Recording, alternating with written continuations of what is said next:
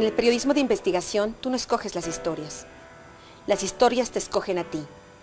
Llegan como una brasa ardiente que te cae en la palma de la mano, como una ráfaga que te golpea en la cara hasta que abres los ojos y te preguntas, ¿qué está pasando aquí? La historia que dio origen a este libro llegó a mí el lunes 29 de septiembre de 2014, mientras tomaba un café en la Universidad de California en Berkeley. Acababa de llegar a la Bahía de San Francisco, donde iniciaba una travesía para encontrar la forma de regresar a México, donde está mi hogar y mi vida, pero al mismo tiempo el lugar que me estaba matando poco a poco. Como ha ocurrido con decenas de periodistas mexicanos, el gobierno federal me forzó a marcharme tras permitir con negligencia que fueran en aumento las agresiones contra mí, contra mi familia y contra mis fuentes de información.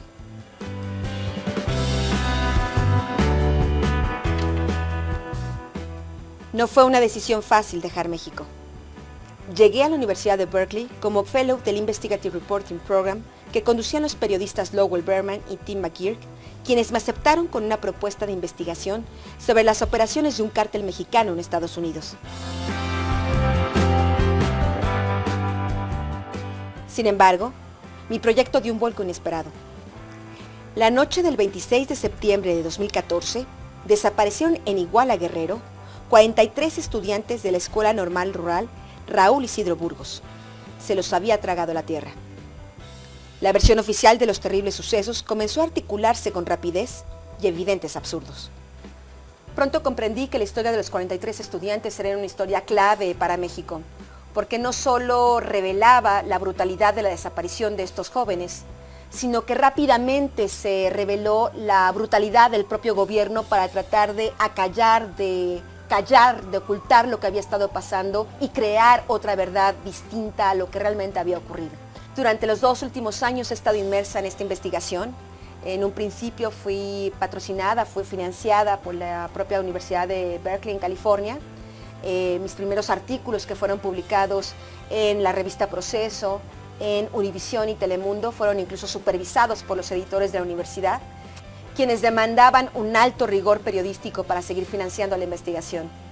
Fue así que en diciembre de 2014 fui la primera periodista que reveló que el Ejército y la Policía Federal habían estado presentes durante los ataques, que existía un lugar llamado el C4, que era un centro policíaco, un centro de coordinación policíaca, que estaba coordinado principalmente por el Ejército Mexicano, por elementos del 27 Batallón de Infantería, y que desde al menos 4 horas antes del ataque contra los estudiantes habían estado monitoreando los 2 camiones Estrella de Oro que habían partido el 26 de septiembre de 2014 a las 6 de la tarde del plantel de la escuela en Ayotzinapa, rumbo a Iguala, para secuestrar unos autobuses y utilizarlos para la protesta del 2 de octubre. Fue ese primer reportaje que desemboca hoy en lo que es el libro La verdadera noche de Iguala.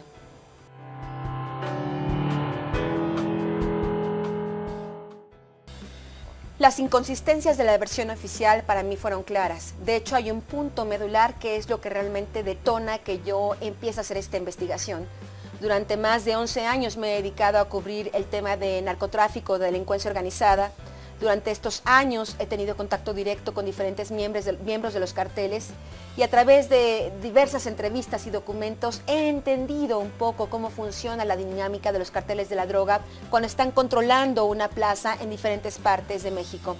Lo que yo encontré, la primer debilidad, el primer absurdo que dice el gobierno federal, que detona mi interés en el caso y que me indicaba que el gobierno estaba ocultando información y que estaba mintiendo, fue cuando dicen que hay un grupo criminal llamado Guerreros Unidos, muy peligroso según el gobierno de México, pero que nunca había aparecido en ninguno de los cientos de expedientes que yo había revisado durante tantos años, y que supuestamente este grupo criminal Guerreros Unidos tenía control sobre la ciudad de Iguala y que en represalia, porque los estudiantes supuestamente intentaban llegar a atacar o a boicotear un evento de la esposa del presidente municipal, José Luis Abarca, supuestamente el alcalde junto con Guerreros Unidos habrían ordenado el ataque, la cacería, el asesinato de varios estudiantes y la desaparición de los 43.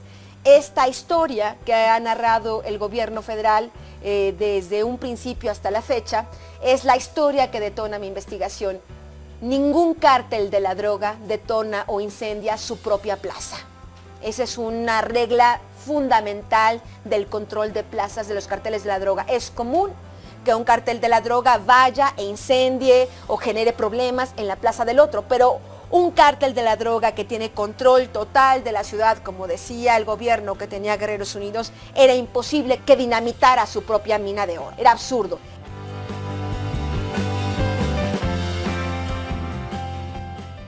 Es así como, tomando como base la versión oficial, viajo a Iguala y durante estos 2 años he recorrido las principales calles donde han ocurrido los ataques. He hablado con cientos de personas, de testigos, personas comunes y corrientes que estaban esa noche en las calles, porque este ataque no pasó en una calle desolada o en alguna ranchería alejada de la vista de los demás.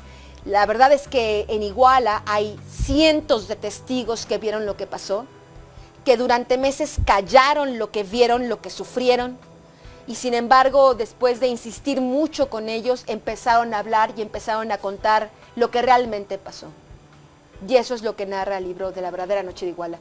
No solo las historias de horror, la historia de horror que se vivió esa noche, los gritos desesperados de los estudiantes, cómo suplicaban tocando las puertas de los vecinos que les abrieran, cómo los vecinos traumatizados hoy con un gran sentimiento de culpa no abrieron la puerta, pero también uno puede descubrir cómo hubo al menos 8 familias que sí abrieron la puerta pese a la persecución armada que en ese momento existía contra los estudiantes, pese a que los vecinos sabían que en la calle persiguiendo estudiantes no solo había policías municipales, sino estaban prácticamente todas las fuerzas del orden en esta cacería humana, y sin embargo abrieron las puertas y lograron salvar a más de 60 estudiantes, y gracias a que sobrevivieron pudieron contar la historia, pudieron revelar al mundo la violencia de la que esa noche habían sido víctimas. Después también tuve acceso y pude hablar directamente, fui la primera periodista que habla con los principales acusados de supuestamente haber orquestado y haber sido los supuestos autores materiales del ataque y desaparición contra los estudiantes. Me refiero a policías municipales de Iguala, policías municipales de Cocula, al propio alcalde José Luis Abarca, a su esposa, a quienes pude entrevistar a supuestos miembros de Guerreros Unidos, pude entrevistar a los familiares de los supuestos criminales que habían asesinado y quemado a los estudiantes en el basurero de Cocula, según la versión oficial. Estas personas escribieron diversas cartas, me escribieron de diversas cartas narrándome lo que habían hecho esa noche, pero además las condiciones en las que habían sido detenidos. Y es así como en mis reportajes empecé a revelar la tortura que había sido el instrumento utilizado por el gobierno de Enrique Peña Nieto para tratar de resolver este caso y ocultar a toda costa la verdad.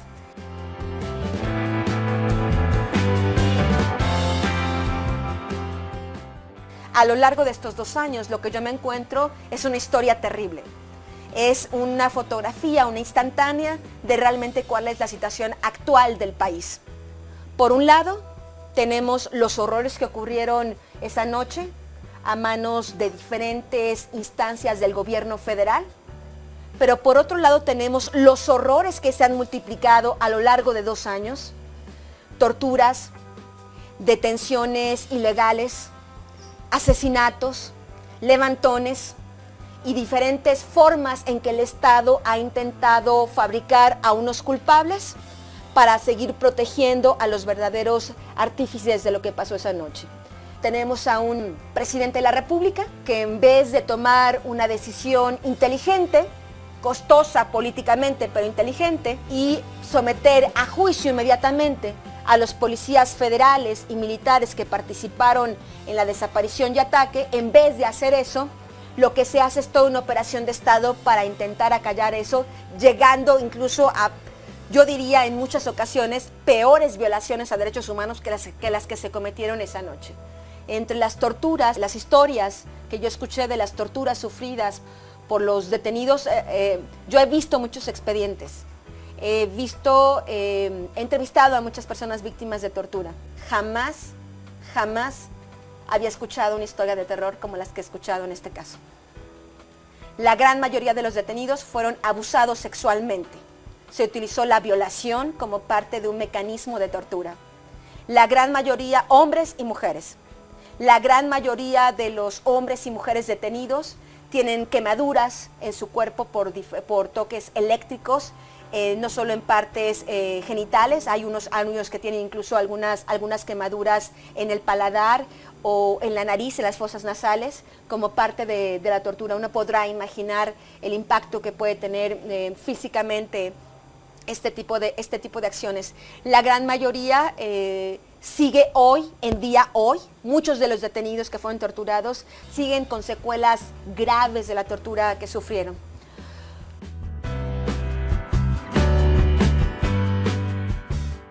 Hay otra parte de la historia que es toda la historia de impunidad.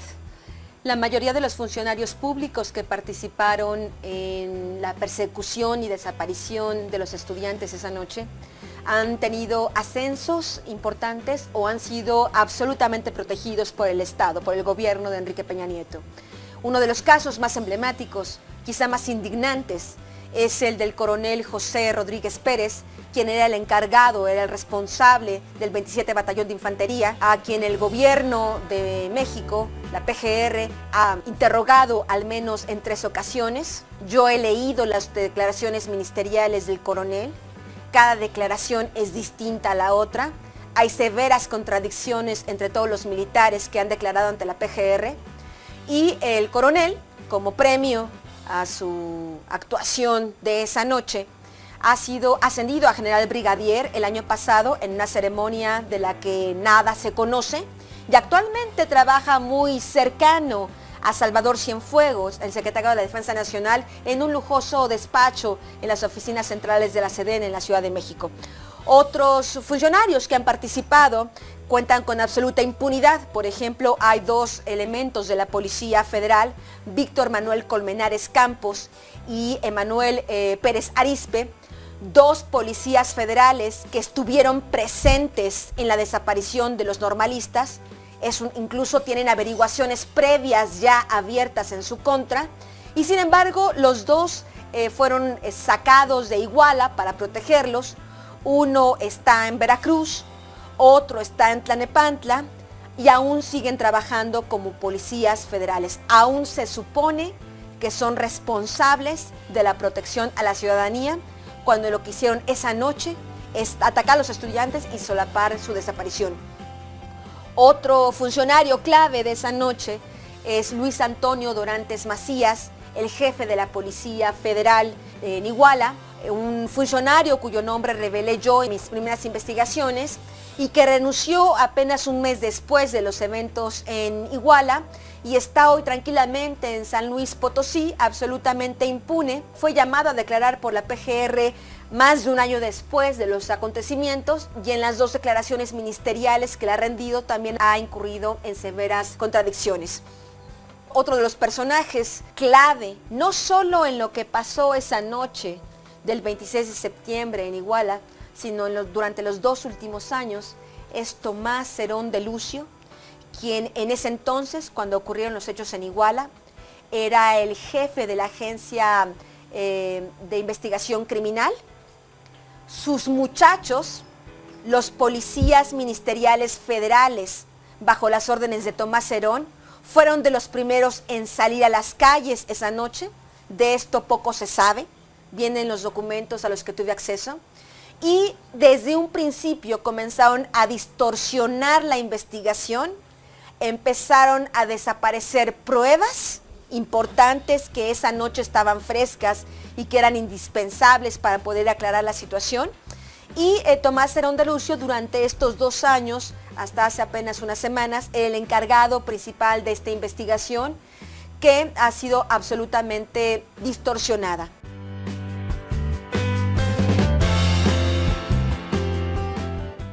Durante estos 2 años de investigación pude descubrir que el gobierno federal fue una parte activa, sustancial de lo que ocurrió esa noche y que fue el ejército. Fueron al menos el coronel José Rodríguez Pérez y 2 escuadrones especiales del 27 Batallón, quienes fueron los principales responsables de lo que ocurrió contra los estudiantes. y el gobierno los ha estado protegiendo desde entonces. He podido conocer, después de muchas entrevistas, pude dar con el grupo criminal que realmente fue el actor o el detonador de lo que pasó esa noche. De acuerdo a esta versión de este grupo criminal, que no tiene nada que ver con el grupo de Guerreros Unidos, ni con los Rojos, ni con ninguno de los grupos mencionados hasta ahora por el gobierno federal. De acuerdo a esta versión, a través de mi investigación, pude entender cuál era el grupo criminal que realmente tenía control sobre esa zona en esa época. Pude dar con un contacto con un informante dentro de este grupo criminal, quien me narró lo que realmente había pasado esa noche. Hasta este momento, nada de lo que ha contado el gobierno tiene lógica. Hasta este momento, no hay realmente ningún móvil que explique, el gobierno no nos ha explicado ningún móvil que señale por qué el ataque contra los estudiantes. ¿Por qué de los 5 camiones en los que viajaban solo desaparecen los estudiantes que viajaban en 2 camiones? ¿Por qué los otros normalistas sobrevivieron? ¿Por qué estos fueron desaparecidos?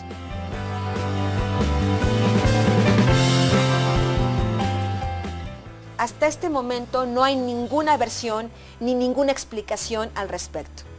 Yo buscando respuesta a esta pregunta, que a lo largo de mi investigación seguía sin tener una respuesta clara, yo pude identificar desde muy temprana mi investigación que había 2 camiones Estrella de Oro que habían sido el blanco de esa noche.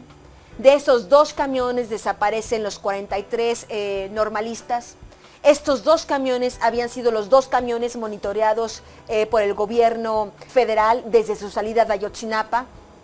Días previos, estos autobuses, cuando fueron secuestrados por los estudiantes, hubo todo un operativo del gobierno de Guerrero y de la Policía Federal para intentar impedir que los estudiantes se robaran particularmente estos 2 camiones. Toda la información me indicaba que estos 2 camiones eran clave. De acuerdo a la versión que proviene de este grupo criminal, es que en estos 2 camiones había un cargamento de heroína con un valor de cerca de $2 millones. Esa noche, el capo que controlaba la plaza y sus alrededores es notificado que los camiones habían sido robados y que estaban en la ciudad con el cargamento. El capo, de acuerdo a esta versión, que repito, proviene de este grupo criminal, habría llamado directamente al coronel Rodríguez Pérez, quien supuestamente estaba bajo su nómina, al igual que otros funcionarios de la propia PGR en Iguala, al igual que unos oficiales de la Policía Federal, al igual que algunos elementos de la Policía Ministerial del Estado de Guerrero, al igual que algunos elementos de la Policía Municipal de Iguala, porque como ocurre con los grupos criminales que realmente controlan la plaza, necesitan controlar a todas las dependencias, a todas las fuerzas del orden para realmente operar con absoluta impunidad. Pero el capo decide llamarle a la única entidad, a la única persona que tenía el poder para coordinar esa noche un operativo. Y esa persona o ese poder o ese organismo era el 27 Batallón de Infantería, que estaba por encima de las demás dependencias que estaban del gobierno federal, estatal y municipal que estaban presentes en la ciudad. Y es este capo quien le ordena supuestamente al coronel recuperar su droga bajo la amenaza de que en eso le iba la vida al coronel.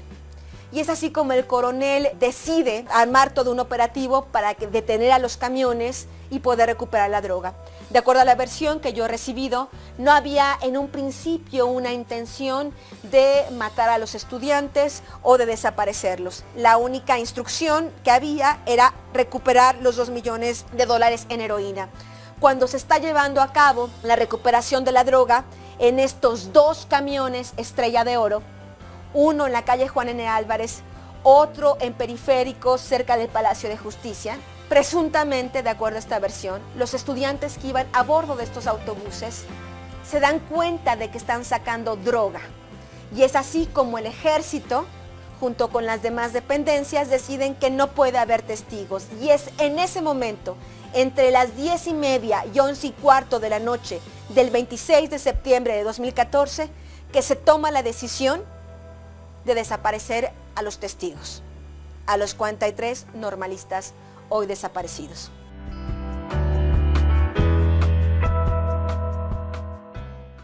En el contexto de estar escribiendo este libro de La verdadera noche de Iguala, en los últimos meses de estar escribiendo el libro, en mis últimos meses de investigación, porque durante todo este tiempo no ha habido un día en que yo haya dejado de investigar el caso, estos 43 muchachos desaparecidos es un caso importante porque podría ser cualquiera de nuestros hijos, porque refleja la vulnerabilidad de cada ciudadano de este país, una vulnerabilidad en manos del Estado. Cuando yo encuentro en mi investigación que es el propio Estado quien atenta contra estos estudiantes y que es el propio Estado el que ha cometido peores crímenes para tapar ese crimen, se da uno cuenta que la situación de los 43 estudiantes puede ser la situación de cualquiera de nosotros en cualquier instante, en cualquier momento. En el contexto de esta investigación, terminando de realizarla, hay una fuente de información que me hace saber de la existencia de un documento clave que hasta este momento ha querido ser o ha sido escondido por órdenes de la Presidencia de la República. La PGR tiene en sus manos 2 investigaciones clave sobre la propia investigación realizada por la PGR de los hechos ocurridos contra los 43 estudiantes. Estas 2 investigaciones, una concentrada totalmente en Tomás Herón de Lucio y su actuación, y la otra es todo un expediente donde se habla de cada uno de los tomos que conforman el expediente de la desaparición de los normalistas, y en este propio expediente de la PGR, prácticamente que realizó un fiscal honesto, un fiscal valiente, y habría que decir que durante esta investigación fueron muy pocos los funcionarios públicos que decidieron realmente cumplir con su trabajo. Y uno de esos pocos funcionarios públicos fue César Alejandro Flores Chávez, quien era visitador general de la PGR, quien le propone a Arely Gómez, la hace poco Procuradora General de la República, hacer una indagatoria interna, una auditoría legal a la investigación realizada por la PGR para poder descubrir las inconsistencias, las irregularidades que había en el caso, y si no las había, pues que no dejar en claro que no las había. De acuerdo a este documento, era indispensable hacer esta investigación porque la propia PGR calcula que en poco tiempo, antes o después de dejar el gobierno, el señor Enrique Peña Nieto pueda ser sujeto a un juicio en una corte internacional. El objetivo de esta investigación interna era sanear de antemano el gobierno su equivocada y desviada investigación para evitar que Enrique Peña Nieto o el gobierno de México pudiera ser llevado ante una corte internacional. Ese era el propósito, esa era la motivación por la cual se decide hacer esta importante investigación. Y lo que yo me encuentro en cada una de estas más de 1000 páginas son conclusiones similares a las mías, en una investigación totalmente paralela, en una investigación que incluso viene por parte del propio gobierno. En esta investigación, en sus conclusiones, se ordena investigar al capitán José Martínez Crespo por sus presuntos vínculos con la delincuencia organizada. Se ordena investigar a la Policía Federal, no solo a Víctor Manuel Colmenares Campos y a Emanuel Pérez Arizpe, sino a todos los demás oficiales de la Policía Federal. Se está ordenando investigar sus armas, se está ordenando investigar las armas del ejército. En mi investigación como periodista, pude encontrar que en 2 escenas del crimen, una en la calle Juan N. Álvarez y otra en el camino a Santa Teresa, donde fue atacado un autobús que era de idénticas características a los 2 camiones que cargaban la droga, En estos dos lugares se encontraron cartuchos que solo pertenecían más bien, se encontraron cartuchos que solo correspondían al armamento G3 que esa noche solo portaba el ejército mexicano. Y en estos cartuchos, diseminados en las calles, más de 19 cartuchos, en el culote viene la marca FC, que es fábrica de cartuchos. A través de una investigación usando la ley de transparencia, la Sedena me confirma que solo el ejército mexicano tiene acceso a estos cartuchos de este calibre y de esta marca. Ningún particular, nadie más puede tener acceso a estos cartuchos más que el ejército, que estaban en la escena de esta visitaduría, en los resultados de la visitaduría general.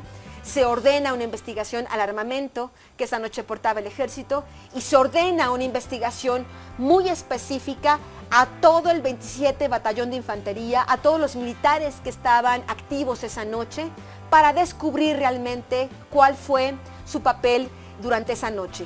En esta investigación, en esta visitaduría, encuentra exactamente lo que encontré yo en mi investigación.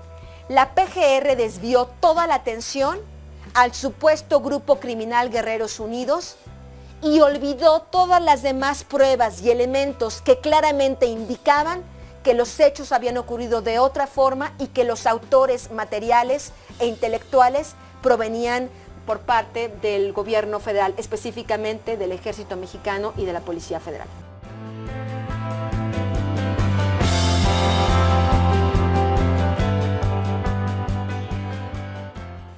A pesar de que hay más de un centenar de detenidos supuestamente involucrados en el ataque contra los estudiantes de Ayotzinapa y la desaparición de 43 de ellos, el gobierno de México no ha podido explicar verazmente lo que ocurrió esa terrible noche en Iguala y tampoco ha dado con el paradero de los normalistas.